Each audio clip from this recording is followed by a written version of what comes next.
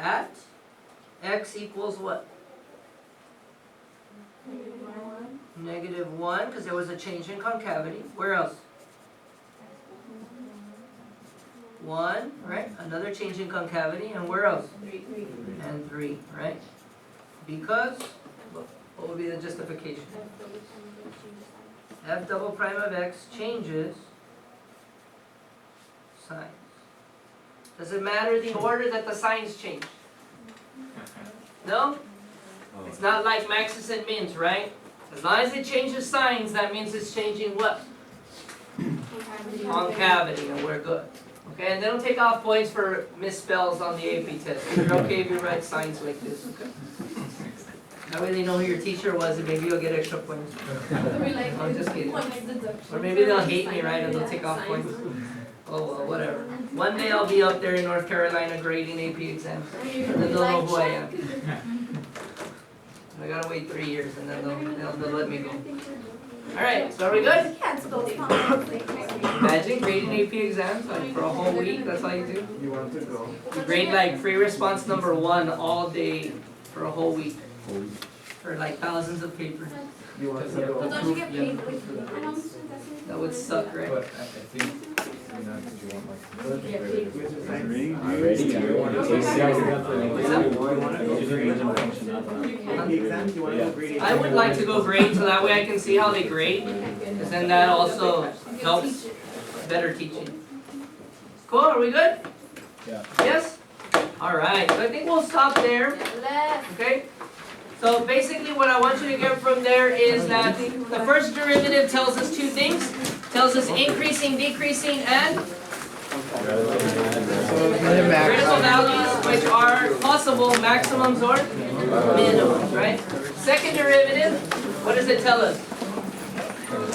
Concavity and possible points of inflection. Okay, could I also use the second derivative to find maximums or minimums? Yes. Yes, you could. Do you know how? Yes. We can do a second derivative test. So let me kind of give you a description about that. Yes?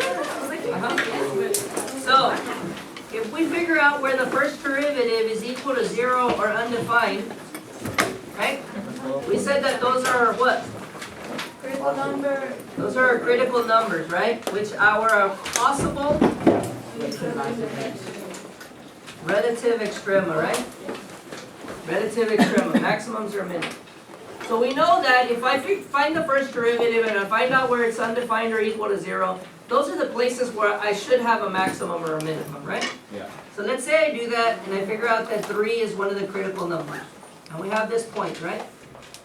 How can I use the second derivative to determine if at that point it's truly a maximum or a minimum? How can I use what the second derivative tells me at a point to determine what it could be? I can use concavity, right? So if I get this 3, I know that this 3 has to be a max or a min because it satisfies the first part, right? Yeah. If I get this 3 and I plug him into the second derivative and I get a positive number, then what does that force that value to be at 3? If this is concave up at 3, then I know that this has to be a what? Has to be a minimum. You understand? Because I know that this is a max or a min, but because it's concave up at that point, now I know for sure that it's a what? It's a min. Okay? If I plug in the 3 into the second derivative and I get a negative, right? So that means that the concavity is down, so that forces that value at 3 to be a what? A maximum. Understand? What if when I use the second derivative, at 3, and I get 0 or undefined? There's neither a maximum nor a minimum. So for example, let's say my original function was a cubic, right? The first derivative, which is the slope of the tangent line right here, right? So f prime of x is equal to 0, right? So it's a possible place where I could have a maximum or min, but what would the concavity be there? Is there any concavity at that point? No. So since there's no concavity, then that is not a what? a maximum or a minimum. Understand? Yes, sort of? Okay, cool. So that's the second derivative test, that's the other thing we do. Okay, sometimes the only way to answer the problem is by doing that second derivative test, because they don't give you any other information. Yeah. So then, like, it changes to, for example, like, conjugal, but then you don't take it down, like, at that point, that would be the point. It's usually somewhere in between the maximums and the minimums. So like if I have a maximum here and a minimum here, then approximately the middle between those two is where the point of inflection is. Right. There's a point in there. The only way to find it is by finding the second derivative at this point. But I had the teacher last year. Alright. Awesome. We have like 3 competitions on Saturday. If I get out, I have to put that in my own